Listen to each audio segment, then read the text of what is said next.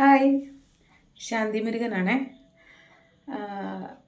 ഒരു താരാട്ട് പാട്ട് പാടണം എന്നൊരു തോന്നലുണ്ടായി. അപ്പോൾ എന്തായാലും ആ താരാട്ട് പാട്ട് പാടാമെന്ന് വിചാരിച്ചു. അതങ്ങനെ തോന്നലുണ്ടാവാൻ കാരണം ഞാൻ ഇന്ന് വീണ്ടും മൂഷിക സ്ത്രീ എന്ന് പറഞ്ഞ പോലെ വീണ്ടും ടിക്കറ്റ് വിൽപ്പനയുമായിട്ട് ഇറങ്ങിയിട്ടുണ്ട്. കാരണം ഒരു ഒന്നൊന്നര ആഴ്ചയായിട്ട് ഓരോ സ്ഥലങ്ങളിലൊക്കെ പോയി സ്ഥലങ്ങളൊക്കെ കണ്ടു, അവിടുത്തെ കുറച്ച് വീഡിയോസൊക്കെ എടുത്തു. എന്നിട്ട് അതൊക്കെ വീഡിയോസാക്കി നിങ്ങളുടെ മുമ്പിൽ പ്രസൻറ്റ് ചെയ്തു. അതിൻ്റെയൊക്കെ ഫലമായിട്ട് എനിക്ക് വ്യൂസൊക്കെ 10,000 കവിഞ്ഞു. അതിലൊക്കെ ഒരുപാട് നന്ദി. സബ്സ്ക്രൈബേഴ്സ് 250 എത്താറാവുന്നേ ഉള്ളൂ. 500 സബ്സ്ക്രൈബേഴ്സെങ്കിലും വേണം നമ്മുടെ ക്രൈറ്റീരിയ ഒക്കെ ശരിയാവാൻ വേണ്ടിയിട്ട്. അപ്പോൾ യൂട്യൂബ് ചാനൽ തുടങ്ങിയത് നമ്മുടെ ഒരു സന്തോഷത്തിന് വേണ്ടിയിട്ടും ഇതുപോലെയുള്ള പൊട്ടത്തരങ്ങൾ നിങ്ങളെപ്പോലുള്ള കുറച്ച് നല്ല സൗഹൃദങ്ങൾ പങ്കുവയ്ക്കും എന്നുള്ള പ്രതീക്ഷയിലും അതോടൊപ്പം തന്നെ ചാനൽ വളർന്നാൽ എന്തെങ്കിലും ഒരു ഇൻകം കിട്ടുമല്ലോ എന്നുള്ളൊരു പ്രതീക്ഷയിലും കൂടിയാണ് ഈ ചാനൽ തുടങ്ങിയത്. അപ്പോൾ എന്തായാലും ഇന്ന് കച്ചവടത്തിൻ്റെ ഭാഗമായിട്ട് ഞാൻ ആലപ്പുഴ ഫിനിഷിംഗ് പോയിന്റിൽ പോയപ്പം അവിടെ ഒരു ഹോട്ടൽ നടത്തുന്ന ഒരു ചേട്ടനുണ്ട്. അപ്പോൾ ആ ചേട്ടൻ്റെ അവിടെ പണിക്ക് നിൽക്കുന്ന ഒരു ചേച്ചിയുണ്ട്. അപ്പോൾ ആ ചേച്ചി ഞാനിപ്പോൾ എൻ്റെ യൂട്യൂബ് ചാനൽ ഇത്രയൊക്കെ ആയി, അല്ലെങ്കിൽ ഞാൻ പാടിയ പാട്ടുകൾ ചേച്ചിനെ കാണിച്ചു കൊടുത്തു, അല്ലെങ്കിൽ അവിടുത്തെ ഓണറിനെ കാണിച്ചു, അവിടുത്തെ മറ്റ് സ്റ്റാഫുകളെയൊക്കെ കാണിച്ചു. അപ്പോൾ അവർക്കൊക്കെ ഭയങ്കര സന്തോഷമായി. അപ്പോൾ അവർ എന്നോട് എനിക്ക് പാടാൻ പറ്റുന്ന കുറേ പാട്ടുകളെക്കുറിച്ച് പറഞ്ഞു. അപ്പോൾ അതിലൊരു പാട്ട് ഇപ്പോൾ ഞാൻ പാടാൻ പോകുന്ന താരാട്ടുപാട്ടാണ്. ആ പാട്ടിൻ്റെ പിന്നിൽ എനിക്കൊരു ഓർമ്മയുണ്ട്. അതെന്തായാലും ഞാൻ ഈ പാട്ട് പാടിയതിന് ശേഷം നിങ്ങളോട്ട് ഷെയർ ചെയ്യാം. ഓക്കെ. പാട്ടുപാടി ഉറക്കാം ഞാൻ താമരപ്പൂം പൈതലേ,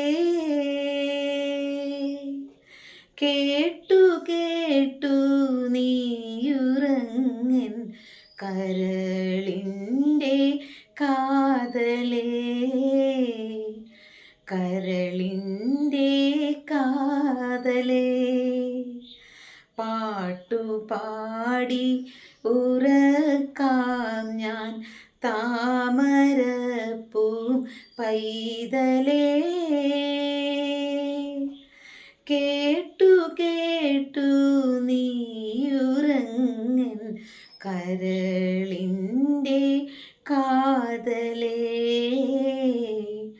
കരളിൻ്റെ കാതലേ. രാജാവായി തീരും നീ ഒരു കാലമോമനേ, രാജാവായി തീരും നീ ഒരു കാലമോമനേ, മറക്കാതെ അന്നു തൻ താതൻ ശ്രീരാമനേ, രാമനേ. പാട്ടുപാടി ഉറക്കാം ഞാൻ താമരപ്പൂം പൈതലേ, കേട്ടു കേട്ടു നീയുറങ്ങൻ കരളിൻ്റെ കാതലേ, കരളിൻ്റെ കാതലേ. രാരിരാരോ രാരിരോ, രാരിരാരോ രാരിരോ, രാരിരാരോ രാരിരോ. ഓക്കെ, പാട്ടുപാടി. എത്രത്തോളം നല്ലതെന്നൊന്നും എനിക്കറിയില്ല. ഇനിയിപ്പോൾ അതിൻ്റെ പിന്നിലുള്ളൊരു കഥ പറയാം. ഈ പാട്ടുണ്ടല്ലോ, ഇപ്പം ഞാൻ പാടിയ താരാട്ടുപാട്ട്, അത് എൻ്റെ മോൻ കുഞ്ഞായിരുന്നപ്പം 1 വയസ്സ് 2 വയസ്സ് ആ ഒരു ടൈമിൽ തൊട്ടിൽ കിടന്നുറങ്ങുന്ന ഒരു പ്രായം. അതായത് മോനിപ്പോൾ 25 വയസ്സുണ്ട്. അപ്പോൾ ഒരു 23 വർഷങ്ങൾക്ക് മുമ്പ് അപ്പോഴാണ് അവന് 2 വയസ്സ് ഉണ്ടാവുന്ന ആ ടൈം. 1 വയസ്സ് 2 വയസ്സ് തൊട്ടിൽ കിടന്നുറങ്ങുന്ന ഒരു പ്രായം. അപ്പോൾ ആ സമയത്ത് ഞാനപ്പോൾ ജോലിക്കൊന്നും പോകണില്ല, ഞാൻ ഹൗസ് വൈഫാണ്. അപ്പോൾ മോനെ ഉറക്കുന്നൊരു സമയമുണ്ട്. അപ്പം ഇവനെ തൊട്ടിൽ കിടത്തിയിട്ട് ഞാനിങ്ങനെ പാടിക്കൊടുത്തുകൊണ്ടിരുന്നൊരു പാട്ടാണിത്. അപ്പം ശരിക്കും പറഞ്ഞാൽ അന്ന് ആ പാട്ട് പാടിയപ്പം എവിടെയോ വിദൂരതയിൽ ആ കുഞ്ഞു മോൻ എവിടെയോ ഏതോ ഉയരങ്ങളിൽ നല്ലതായിട്ടെത്തും എന്ന് അന്ന് മനസ്സുകൊണ്ടൊരു തോന്നൽ. പക്ഷെ ഒരിക്കലും അത് സാർത്ഥകമാകും എന്ന് ഞാൻ കരുതിയിട്ടൊന്നുമില്ല. കാരണം 10-23 വർഷങ്ങൾക്ക് മുമ്പെന്ന് പറയുമ്പം ഇന്നത്തെ ഞങ്ങളുടെ സിറ്റുവേഷനേ അല്ല. അന്നൊക്കെ ഒരുപാട് ബുദ്ധിമുട്ടൊക്കെ അനുഭവിച്ച് മുന്നോട്ട് പോകുന്ന സാമ്പത്തികപരമായ പ്രശ്നങ്ങളിലൂടെ കടന്നു പോകുന്ന ഒരു സമയമാണ്. ഇന്നും അതൊക്കെ തന്നെയാണ്, എങ്കിലും ഒരുപാടേറെ വ്യത്യാസങ്ങൾ വന്നിട്ടുണ്ട്. ഈശ്വരൻ അതിനൊക്കെ നന്ദി പറയുന്നു. അപ്പം അന്ന് അങ്ങനെ ഞാൻ ചിന്തിക്കുമ്പോൾ പോലും സ്വപ്നത്തിൽ പോലും അത് നടക്കുമോ എന്നെനിക്കറിയില്ലായിരുന്നു. പക്ഷേ ഈശ്വരൻ്റെ അനുഗ്രഹം പോലെ മോൻ വളർന്നു വലുതായി. അവൻ ഇന്നൊരു ഡെൻറ്റിസ്റ്റായിട്ട് വർക്ക് ചെയ്യുവാണ്. അപ്പം ഞങ്ങളെ സംബന്ധിച്ച് അത് വളരെ വലിയ ഒരു ഉയർന്ന സ്ഥാനമാണത്.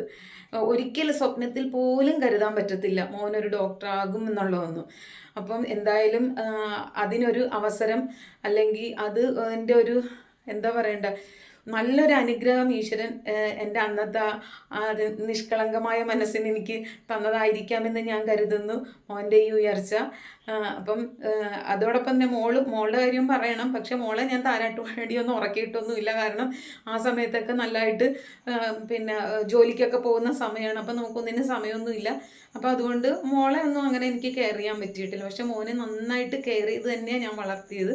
അപ്പം എന്നാലും ഒരു 5 വയസ്സ് വരെയൊക്കെയോ എനിക്ക് നോക്കാനും പറ്റിയിട്ടുള്ളൂ. ബാക്കിയൊക്കെ ഞാൻ അപ്പോഴേക്കും ഞാൻ ജോലിക്കൊക്കെ ഇറങ്ങിയായിരുന്നു. പിന്നെ അവൻ്റെ ചിറ്റമാരും അല്ലെങ്കിൽ അവൻ്റെ ബാക്കി റിലേറ്റീവ്സും വല്യമ്മയും അങ്ങനെയൊക്കെ ഉള്ള, കഴിഞ്ഞ ദിവസം ഞാൻ സൂചിപ്പിച്ച ഒരു ചേട്ടത്തിക്ക് വയ്യാണ്ട് വണ്ടാനം ഹോസ്പിറ്റലിൽ പോയിരുന്നു. അതുകൊണ്ട് മദേഴ്സ് ഡേക്ക് എനിക്കൊന്നും ചെയ്യാൻ ആശംസയൊന്നും പറയാൻ പറ്റിയില്ല എന്ന് ഞാൻ പറഞ്ഞിരുന്നു.